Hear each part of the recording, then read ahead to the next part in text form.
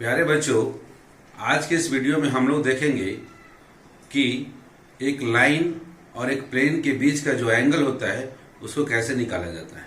Okay.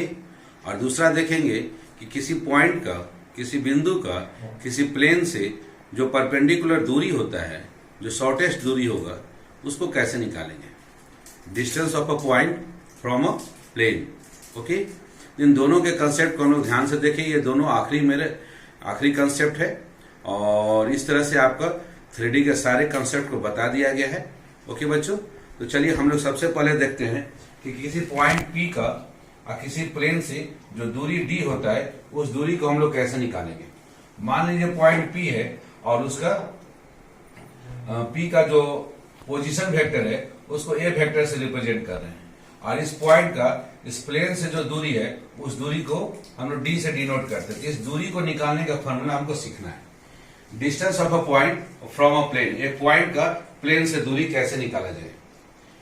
तो इसके लिए सबसे पहले हम प्लेन का इक्वेशन कुछ मान लेते हैं। Let equation of a plane is, vector form में मान लेते हैं इस प्लेन का equation r vector dot n vector, r vector dot n vector is equal to d। यह मान लेते हैं हम लोग। वेयर n वेक्टर क्या है? n वेक्टर नॉर्मल वेक्टर है। Where n vector is normal to the plane. इस प्लेन के ऊपर जो परपेंडिकुलर होता है वो है n vector. Where n vector is the normal to the plane in vector form. और इसी प्लेन का हम लोग कार्टेशियन फॉर्म में रिप्रेजेंट करना चाहें तो कार्टेशियन फॉर्म इसी को हम लोग रिप्रेजेंट कर सकते हैं। इसको देखिए इस तरह से लिख दिया गया ax plus by plus cz is equal to D. इसी प्लेन के इक्वेशन को पहला वाला वेक्टर फॉर्म हो गया और दूसरा कार्टेशियन फॉर्म, दोनों एक ही चीज है। वेयर यहां पर इन दोनों को तुलना किया जाए तो नॉर्मल वेक्टर है क्या? तो नॉर्मल वेक्टर का डायरेक्शन है सो ए बी सी है, अर्थात n वेक्टर है ai plus bj plus ck है। और एक पॉइंट P जिसका की लोकेशन कोऑर्डिनेट है x1 y1 z1 और इसका पोजीशन वेक्टर a वेक्टर को रिप्रेजेंट किया गया है। तो a वेक्टर को आप लिख सकते हो xi plus yj plus zk, अर्थात a वेक्टर जो है इज अ गिवन पॉइंट है। देन परपेंडिकुलर डिस्टेंस, अब इस P पॉइंट का इस प्लेन से perpendicular distance from point P to the plane is, इसका फॉर्मूला देखिए, बड़ा ध्यान से देखिए, d। Distance d equal to करना क्या है कि इस प्लेन की इक्वेशन में r वेक्टर को हटाकर उसके जगह a वेक्टर को हमको केवल पुट कर देना है वेक्टर फॉर्म में और सबको एक तरफ ले आना है, उसका मॉड ले लेना है। तो r वेक्टर की जगह a वेक्टर रख दिए, फिर डॉट प्रोडक्ट n वेक्टर हो गया, d को एक तरफ ले आया, उसका मॉडुलस ले लिया, डिवाइडेड बाय ये जो भी नॉर्मल वेक्टर रहेगा उसी के मैग्नीट्यूड से हमको डिवाइड कर देना है। ये वेक्टर फॉर्म इस तरह से हम लोग किसी पॉइंट का किसी प्लेन से दूरी निकाल सकते हैं यदि जब प्लेन का इक्वेशन वेक्टर फॉर्म में दिया हो तब। और यदि कार्टेशियन फॉर्म में दिया हो और पॉइंट का लोकेशन भी कार्टेशियन फॉर्म में x1 y1 z1 दिया हो तब क्या करेंगे कि इस पॉइंट का लोकेशन को इस प्लेन के इक्वेशन में x y z की जगह रख देंगे। तो ax1 plus by1 plus cz1 और d को भी एक तरफ ले आएंगे माइनस d और उसका modulus divided by normal vector का हम लोग मॉडुलस लिए थे। नॉर्मल वेक्टर कहने का मतलब यहाँ पर जो उसका डायरेक्शन रेशियो है a b c तीनों का स्क्वायर का सम और अंडर रूट, ये हो जाएगा नॉर्मल वेक्टर का मॉडुलस। नॉर्मल वेक्टर का मॉडुलस हो गया। नॉर्मल वेक्टर आपका ये था ai plus bj plus ck, जिसका मॉडुलस क्या होगा रूट अंडर में i j k तीनों के कोएफिशिएंट का स्क्वायर का सम रूट अंडर के अंदर। तो ये कार्टेशियन फॉर्म में दूरी निकालने का फॉर्मूला हो गया किसी पॉइंट के किसी प्लेन से, और किसी पॉइंट का प्लेन से वेक्टर फॉर्म में निकालने का ये फॉर्मूला। दोनों बहुत ही महत्वपूर्ण फॉर्मूला है। इस पर देखिएगा आप क्वेश्चन आसानी से कैसे बनाते हैं। अब इस पर बेस्ड कुछ नोट्स हैं, कुछ बातें हैं जो कि आप याद रखिएगा। The length of perpendicular from origin. अब इस पॉइंट का कोऑर्डिनेट यदि ओरिजिन हो x1 भी 0, y1 भी 0, z1 भी 0, 0 0 0, अर्थात ये जो a वेक्टर है वो 0i plus 0j plus 0k। अब a वेक्टर का n वेक्टर के साथ डॉट प्रोडक्ट लेंगे तो वो 0 हो जाएगा। So the length of perpendicular from origin to the plane r vector dot n vector is equal to d। तो ये पोर्शन 0 हो गया, माइनस d का मॉडुलस ले लिए तो वो d हो गया और डिवाइडेड बाय वो n वेक्टर का मॉडुलस रहेगा ही रहेगा।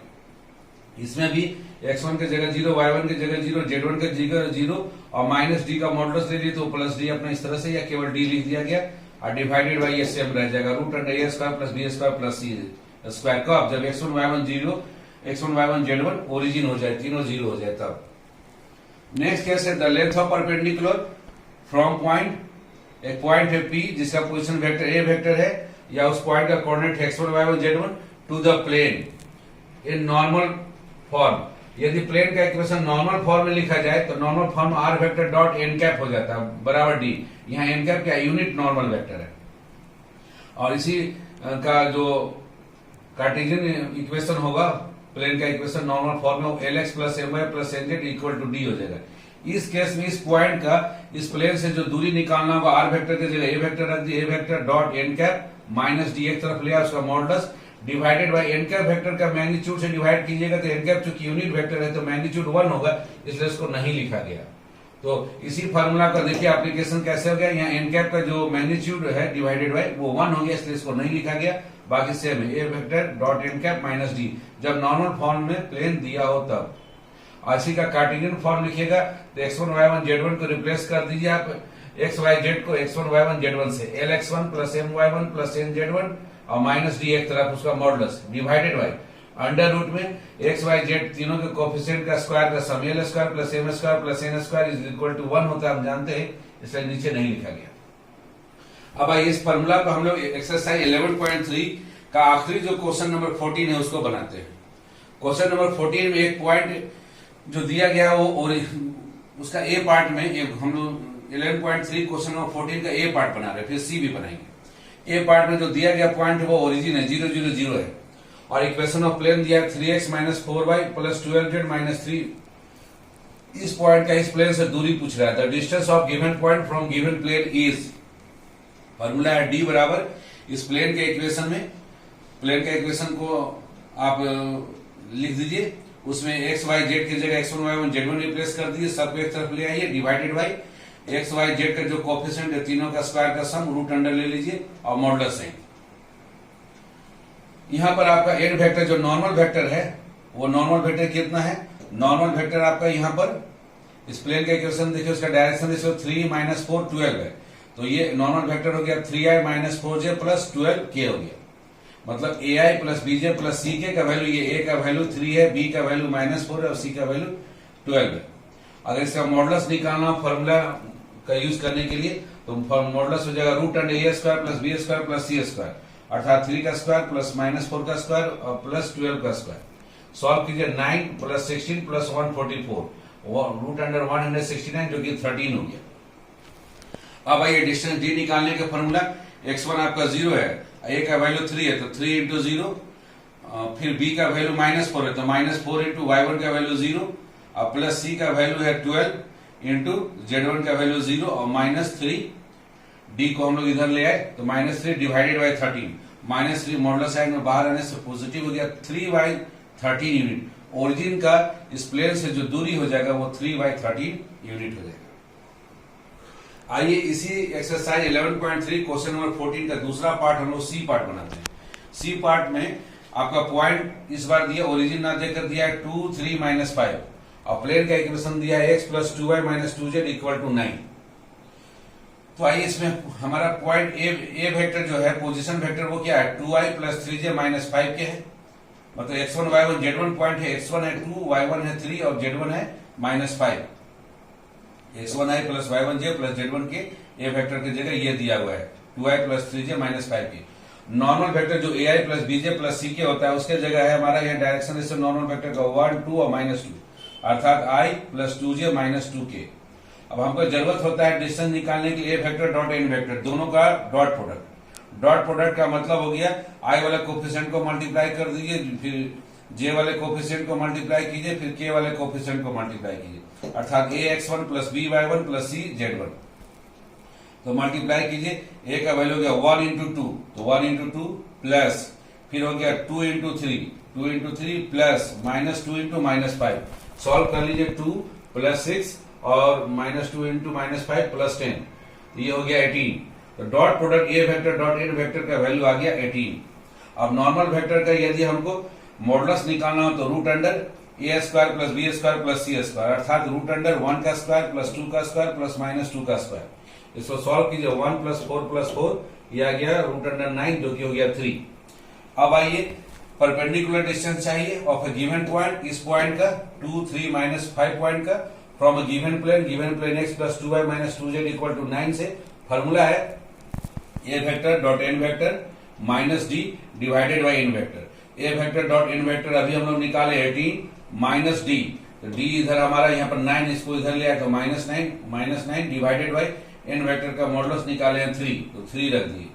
18 माइनस 9 हो गया 9/3। आपका आंसर हो गया ये जो पॉइंट दिया गया है 2, 3, -5 उसका, और ये जो प्लेन है x plus 2y minus 2z equal to 9 से जो परपेंडिकुलर दूरी है वो 3 यूनिट्स होगा। इसी को शॉर्टकट में बनाना चाहें तो डायरेक्ट फार्मूला का आप यूज कर ले। फार्मूला का यूज करने का मतलब क्या है, देखिए समझ ले। फार्मूला यूज करने का मतलब ax1 plus by1 plus cz1 minus D है। मतलब प्लेन का इक्वेशन को जो कांस्टेंट उसको एक तरफ ले आए और उसमें x, y, z की जगह जो पॉइंट दिया गया उसको रख दे। तो x की जगह पॉइंट का वैल्यू है 2, तो 2 रख दिए, प्लस 2 इंटू वाई की जगह पर रख दिए 3, तो 2 into 3।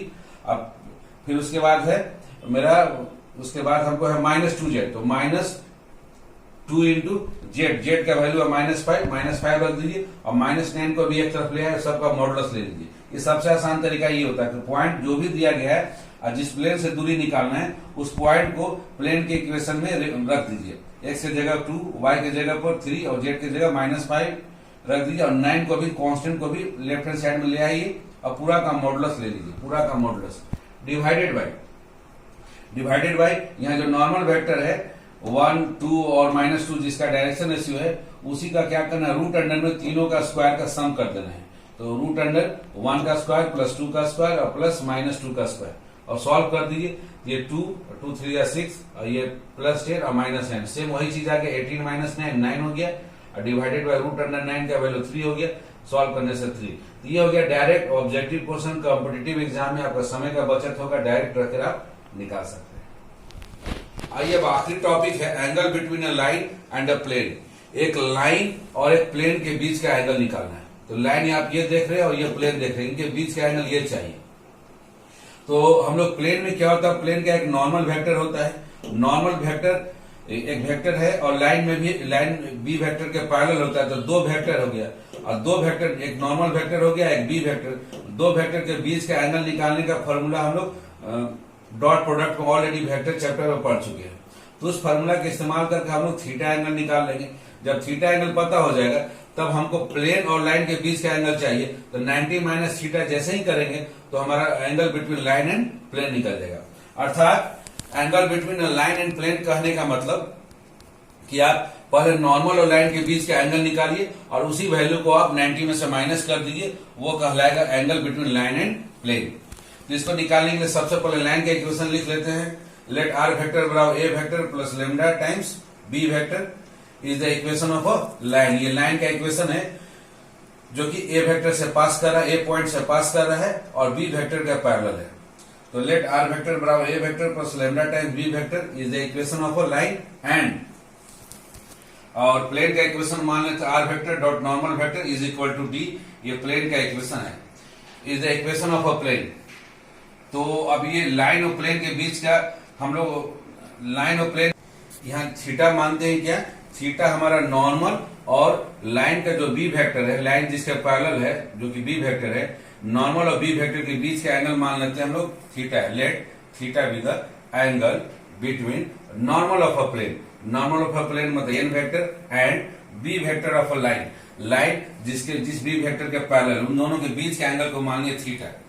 Then angle between line and plane, तब लाइन और प्लेन के बीच का एंगल क्या होगा, इस कॉम्प्लीमेंट्री एंगल होगा, इस complement angle of theta. Theta का कॉम्प्लीमेंट एंगल कहने का मतलब 90 माइनस थीटा जो होगा वो कॉम्प्लीमेंट ऑफ थीटा कहलाएगा।